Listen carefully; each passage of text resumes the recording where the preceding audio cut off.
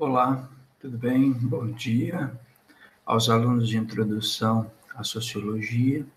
Estamos começando esta disciplina. Era para termos começado na semana passada com as aulas, mas por problemas técnicos que envolve esse teletrabalho, então as coisas às vezes não ocorrem como gostaríamos. Mas aqui estamos para uma aula, primeira aula, e começarmos a falar sobre a sociologia, fazer uma introdução à sociologia. Nessa aula, nós começaremos por Karl Marx. Eu sempre começo por Durkheim, mas, embora Durkheim seja importante, vamos trabalhar mais precisamente Karl Marx, seu texto célebre, o Manifesto do Partido Comunista, porque é no Manifesto do Partido Comunista que Karl Marx descreve as premissas da sociedade moderna, da sociedade contemporânea, daquilo que nós chamamos de a divisão social do trabalho. A divisão social do trabalho engendra a sociabilidade. Então, dentro de uma preocupação em demonstrar a vocês como, teoricamente, a sociedade é considerada um objeto de pesquisa, a primeira premissa é a premissa marxiana, e nós, então, já começaremos a partir desse texto. Eu tenho, desde 1998, se eu não me engano, não, creio que ali, início dos anos 2000, já tenho esse livro faz pelo menos aí uns 15 anos, 15, 16 anos. Muito bem, é do espólio de um amigo que resolveu doar os livros, e aí eu selecionei este, e existem várias obras nesta edição da editora Alfa Ômega, dentre elas o Manifesto do Partido Comunista. Eu vou deixar o manifesto aí para vocês, no e-mail e também no Google Classroom, para vocês terem uma ideia.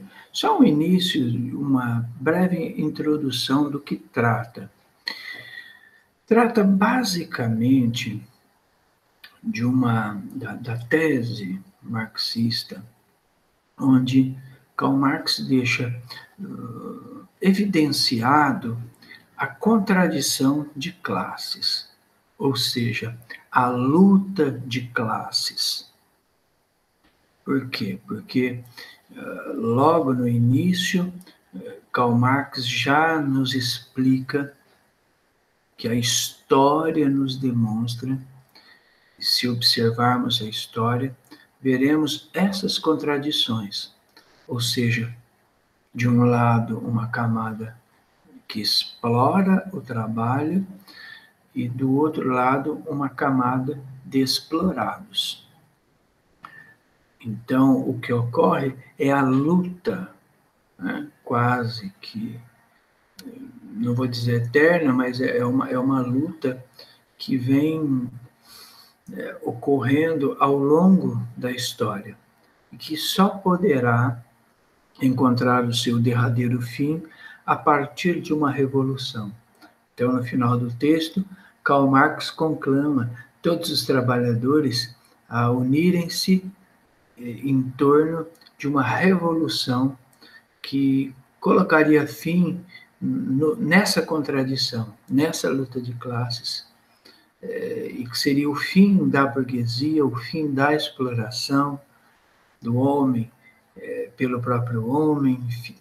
Então, a obra, em linhas gerais, São essas preocupações que apresenta, né? Essas premissas.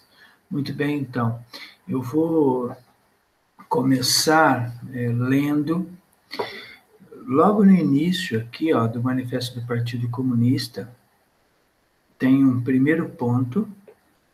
Primeiro ele começa, né? O Manifesto do Partido Comunista. Essa primeira parte é interessante. Logo no início do texto, ele fala: um espectro ronda a Europa.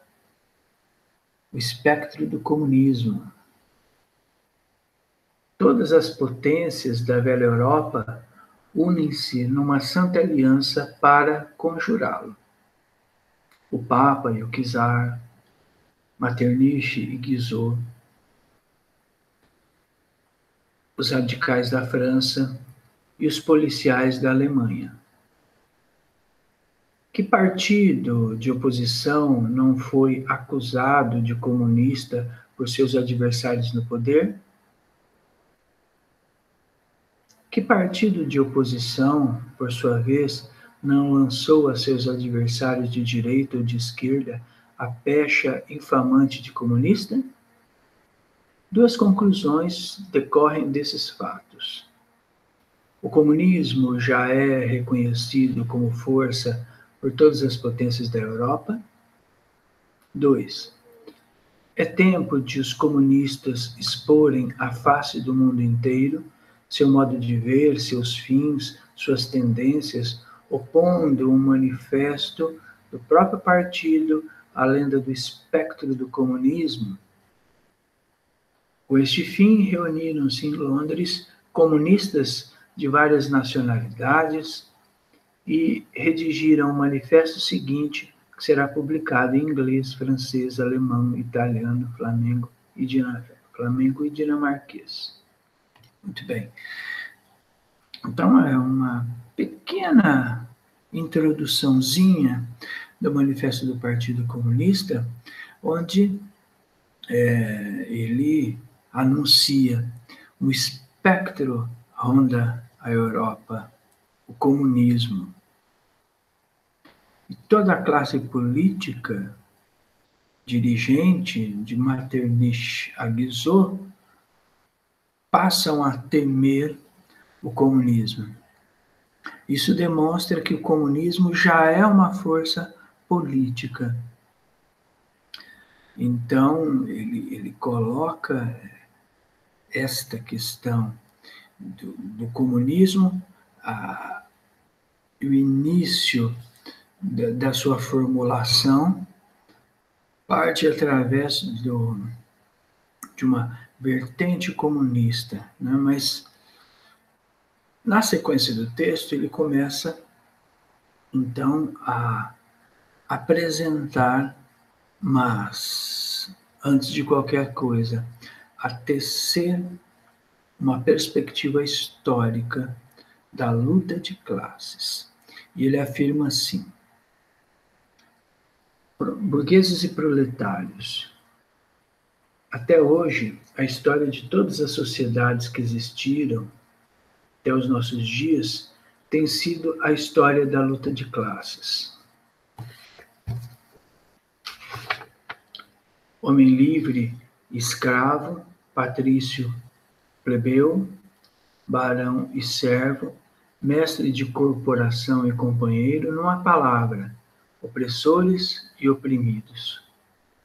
Em constante oposição, tem vivido numa guerra ininterrupta, ora franca, ora disfarçada, uma guerra que terminou sempre ou por uma transformação revolucionária da sociedade inteira, ou pela destruição das suas classes em luta. Nas primeiras épocas históricas, verificamos quase por toda a parte uma completa divisão da sociedade em classes distintas, uma escala graduada de condições sociais. Na Roma Antiga encontramos os patrícios, cavaleiros, plebeus, escravos. Na Idade Média, senhores, vassalos, mestres, companheiros, servos. Em cada uma dessas classes, gradações especiais. A sociedade burguesa moderna que brotou das ruínas da sociedade feudal, não aboliu os antagonismos de classes, não fez senão substituir novas classes por novas condições de opressão, novas formas de luta às que existiram no passado. Muito bem, então, ele descreve o que nós chamaríamos de uma longa duração na história, onde há uma máxima, onde há um sistema de exploração que ao longo da história mudam-se os atores, mudam-se as classes sociais, ganhando esta ou aquela denominação, mas que ao final é uma camada de exploradores do trabalho, seja ele o comércio, seja ele a indústria, seja as corporações de ofício, seja o feudo, ou seja, ao longo da história, esses sistemas revelam esta oposição, uma camada aristocrática, uma camada da nobreza, uma camada por exemplo, dos barões da indústria e uma camada explorada de servos, de plebeus na Roma Antiga, servos durante a Idade Média, proletários na modernidade, ou seja, há uma oposição. Professor Samuel, o que isto tem a ver com a criação da sociologia como uma disciplina das ciências humanas, como uma área de conhecimento das ciências humanas? Muito bem, respondendo isto de forma precisa, eu acho que agora nós já temos uma base necessária para eu explicar devidamente isto. Muito bem. A sociedade, até a Revolução Francesa, não era objeto de estudo. E o que nós tínhamos antes? O que era, talvez, o objeto de estudos em um período pré-moderno, no período ali medieval, no feudo? Para começar, devemos, inclusive, questionar se a ciência existia durante a Idade Média. Este é um debate. Eu, particularmente, afirmo que talvez possa ter existido a ciência, mas não a ciência moderna, tal como conhecemos hoje. A ciência que se baseia a partir de uma dúvida. As dúvidas eram outras. Na Idade Média, a dúvida não era se Deus existia. Isto era um fato. Agora, cabia, através da teologia, investigar e entender a obra e a vontade e os desígnios de Deus. Então, do ponto de vista metodológico, nós podemos considerar a teologia como uma ciência, porque se partiu de um objeto, de uma premissa, que é a pura existência de Deus. Então, devemos investigar. Não está em questão a validade ou não. Acho que quando você questiona se existia ciência na Idade Média, ciência nos tempos do feudalismo, qual era a universidade? A universidade eram os mosteiros, né? Os mosteiros, onde tinha os monges copistas, eram produzidas as Bíblias, ali que ocorriam os estudos teológicos no âmbito da igreja. A igreja ocupava-se da educação também. Então, do ponto de vista metodológico, pode ser, talvez, considerado ciência, porque embora se parte de uma crença, de um aspecto subjetivo, mas eu falo do ponto de vista da constituição de um método de pesquisas, ainda que seja no campo teológico. Muito bem? Agora, a ciência, tal como conhecemos na modernidade, pensar na sociedade é possível no objeto, na palavra social, é somente possível após a Revolução Francesa. Porque a Revolução Francesa representa uma virada total. Porque na política, na economia, na sociedade. Agora, o que nós chamamos de sociedade, o que nós chamamos de povo, surge aí, a partir de 1789. O que vem a ser esta palavra social, sociedade? A sociedade, a partir da Revolução Francesa, ela é formada a partir de sociedade, de pessoas livres. A Revolução Francesa representa, em tese, a autonomização do indivíduo e a criação do que eu chamo de a esfera pública. Porque as pessoas deixam de serem servos. A figura do súdito, ela não mais existe. Todo poder emerge do povo a partir da Revolução Francesa. Você não tem mais um rei que governa de forma absoluta, um ungido, um escolhido por Deus. Não.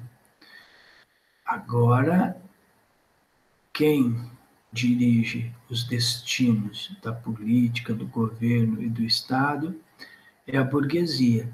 Seja ela a pequena burguesia, seja ela a grande burguesia, mas são os homens, aqueles que eram até então considerados súditos do rei. Esses súditos fazem a revolução. Na França, levam o rei para a guilhotina. E quando a cabeça do rei é separada do corpo, é muito mais que um acontecimento, que um desmembramento físico, é um desmembramento histórico. Por quê? Porque o mundo não será mais o mesmo. O mundo não será mais o mesmo. Ou seja, então, aquilo que nós chamamos de cidadania, de povo, emerge da Revolução Francesa. Bom, e é evidentemente que, por exemplo, a categoria povo emerge a partir da Revolução Francesa. O povo é o antigo súdito. Segundo Rousseau, o indivíduo deverá ser um indivíduo autônomo. Eu falo indivíduo, eu falo das pessoas. As pessoas deverão ser autônomas. Como assim? O que seria e o que geraria essa autonomização? O conhecimento e o acesso à propriedade, segundo Rousseau. Os homens seriam livres e eles se reúnem em um consenso, em uma convergência, de uma forma contratual. Então, os homens se unem para escolher um governante, e esse governante não possui, evidentemente, o poder absoluto. Cabe a ele gerir aquilo que é de todos, a coisa pública. Então, a figura do rei não mais existe, que governa segundo a sua vontade. Não. Agora é a vontade popular, é a vontade do povo, é a vontade de todos. E há uma visão pública, uma visão de coletividade. Então, por isso que nós podemos falar em sociedade somente após a Revolução Francesa. Estas coisas não estavam no horizonte no período anterior. Ainda na crise do feudalismo, ainda na emergência dos monarcas absolutistas, mas isso não estava ainda na linha do horizonte. É só com a Revolução Francesa que essas coisas mudam, que aí nós podemos falar em sociedade, que a partir daí nós podemos falar em sociedade civil, só a partir daí que nós podemos falar, usar o termo povo, a categoria povo. Muito bem. Então, essa é uma outra preparação para chegarmos em Karl Marx. O porquê Karl Marx é importante? Vejam, se existe o objeto sociedade e sociedade civil, se é criado a esfera pública, evidentemente que essa esfera pública, que esta sociedade será objeto de pesquisa. Tudo que se move sobre a Terra pode ser um objeto de pesquisa. Então, quando Karl Marx e Engels, Friedrich Engels, seu grande parceiro, eles observam, primeiro, as contradições sociais geradas pelo capitalismo. Isso no período pós-Revolução Francesa. Ali nos primeiros 50, 60, 70 anos da Revolução Francesa. A Revolução Francesa cria uma sociedade marcada por contradições, por desigualdades. E essas desigualdades, elas ferem os princípios máximos da Revolução Francesa, que é liberdade, igualdade e fraternidade. E esta contradição, ela é fomentada pela exploração de uma classe burguesa, a grande burguesia, sobre a pequena burguesia, sobre os sans-culottes, aqueles que não possuem a riqueza, os pobres, os desprovidos. E esta burguesia dirigente, ela assume o controle do Estado, do governo, logo da política, possui a hegemonia política, e isto associado a uma classe, associado à economia. Eles têm o controle da esfera política e da esfera econômica, a grande burguesia.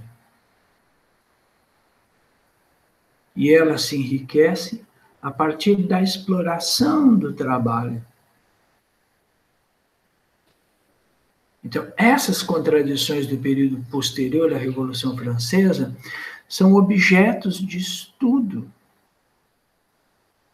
Então, quando Karl Marx e Friedrich Engels se propõem a investigar essas contradições sociais, e mais do que isso, propor uma ação contra esta grande burguesia capitalista, aí nós temos o nascimento da sociologia. Nós temos o nascimento, talvez seja um pouco complicado afirmar que Karl Marx é o pai da sociologia. Certamente que não, mas Karl Marx é um primeiro formulador, é um dos primeiros formuladores do que vem a ser, do que será a sociologia, mas o que é interessante observar é que Karl Marx cria um método ali. Ele cria um método de investigação. Ele parte de algumas premissas. Ele fala, olha, há uma contradição, existe uma contradição social. Exploração de uma classe por outra. E ele vai, evidentemente, analisar a história. E ele percebe que ao longo da história, guardadas as particularidades de cada sociedade, de cada tempo, de cada formação social, mas, embora os períodos históricos sejam distintos e particulares, o que ele percebe? Ele percebe que na antiguidade havia uma camada de exploradores. Por exemplo, no Egito antigo, o faraó e os seus funcionários que exploravam os hebreus que construíam as pirâmides do Egito. Na Roma antiga, onde você tinha os patrícios, que era a elite, que tinha hegemonia sobre o Senado romano, mas havia o plebeu, que era chamado os pobres, que é uma elite explorada, mas que promoveu uma inserção na política. Ele observará também que durante a Idade Média, o barão, o nobre, o senhor feudal, que explora o trabalho do servo, do seu súdito, no feudo. O feudo que é uma unidade econômica, uma unidade política, uma unidade social e cultural. Na Idade Média, nós tínhamos um número grande de feudos. O feudo era uma unidade básica, política, cultural, social, econômica da Idade Média. Então, o que ocorre é que, segundo Karl Marx, a história nos apresenta, que esta exploração do trabalho e uma camada de explorados. Ele demonstra, ele fala, olha, esta diretriz, essa premissa, essa estrutura, ela persiste. Mudam-se os tempos, mudam-se os valores, os costumes, mas a história, ela aponta nesse sentido. Ou seja, a divisão da sociedade em luta de classes.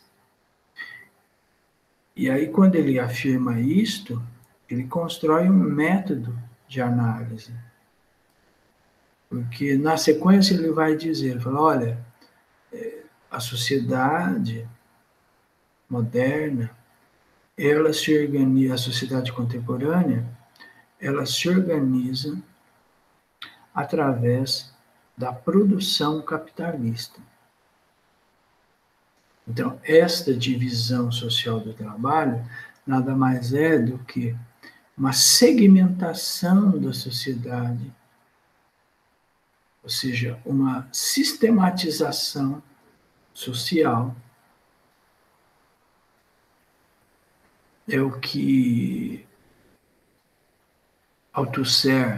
Louis Althusser, em Aparelhos Ideológicos de Estado, irá afirmar que é a reprodução das condições de produção que não ocorre somente, aliás, que não ocorre no espaço da fábrica, mas é exterior a ela.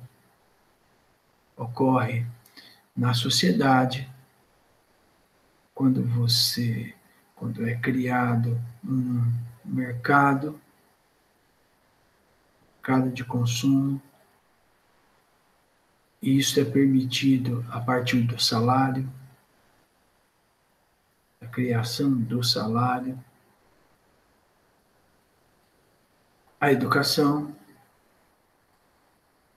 como um aparelho ideológico de Estado que é fundamental para preparar a massa para a produção, com desenvolvimento técnico. É o que Gramsci observa a partir do momento em que ele irá tentar entender a hegemonia burguesa, capitalista, e ele se depara com o seguinte fato, que uma das premissas, um dos suportes para a hegemonia capitalista, burguesa capitalista, é a cultura. É uma hegemonia cultural, que ocorre através, sobretudo, da educação. Então, tanto Althusser, em Aparelhos Ideológicos de Estado, assim como também Antônio Gramsci, no seu livro, onde ele fala sobre a organização, né, das classes, sobre a organização cultural e tudo mais, quando ele define o que é o intelectual orgânico, o intelectual tradicional, exatamente ele está aí definindo que a educação e a cultura possuem um papel primordial. Mas a cultura e a educação é definido no ambiente exterior à fábrica. É o que Althusser fala, que é a recriação, a criação dos meios de produção. Então, este é um primeiro fato, um fato muito importante, porque é criado um método a partir dessas afirmações, dessas conclusões. Ou seja, o método é, olha, devemos ver a sociedade a partir da premissa da luta de classes. O fato social, a sociedade se define a partir da contradição de classes, através da luta de classes. Então, aí o que ocorre? A sociedade é um objeto de estudos. E se a sociedade é um objeto de estudos, como vamos entender essas contradições sociais da exploração de uma camada, de um setor social, de uma classe social sobre outra. Este é um elan fundamental, é um método. Ou seja, que método? Qual a premissa? Existe uma contradição social. Há uma luta de classes. E essa luta de classes engendra uma divisão social do trabalho. E eu só conseguirei entender essa sociedade se eu levar em consideração isto. Mas esta é a visão marxista. Nós teremos outras visões. É uma visão Max Weber, a Ética Protestante do Espírito do Capitalismo, e outros textos. Né? Teremos também em Durkheim, e teremos em outros autores que ao longo deste curso nós iremos trabalhar. Bom, então leiam o Manifesto do Partido Comunista, eu vou deixar o livro disponível, é só baixar e ler. E é o seguinte, eu quero uma espécie de uma síntese analítica de 2 parágrafos apenas, 2 parágrafos, mas que é uma síntese da aula, e não somente da aula, uma síntese da leitura do texto. Então, é preciso que vocês considerem a aula e o texto, mas eu não quero que vocês reproduzam no texto a minha fala. Por quê? Porque o meu objetivo é autonomizá-los. Então, dito isto, é imprescindível que vocês façam a leitura de vocês, né? Uma leitura própria, porque se vocês escrevem aquilo que as minhas afirmações, vocês não estarão formando a opinião de vocês. Vocês não estarão lendo o texto de forma autônoma. Vocês estarão incorporando a minha visão sobre o texto. Isto é nocivo. O meu objetivo é desenvolver autonomias. Uma visão autônoma. E vocês só farão isso se vocês tiverem a coragem de ler. Ler o texto e rever a aula. Tá bom? Um grande abraço a vocês. Esta é uma aula breve mesmo, como tem que ser, mas uma aula direta, direta ao ponto. Qualquer dúvida, me envie um e-mail, eu vou atendê-los, né, no mais rápido possível. Um grande abraço, tudo de bom a vocês, uma boa leitura. Tá? Essa aula curta permite vocês assistirem, talvez aí mais uma vez ou mais 2 vezes, quem sabe. Um grande abraço para vocês, tudo de bom. Até mais.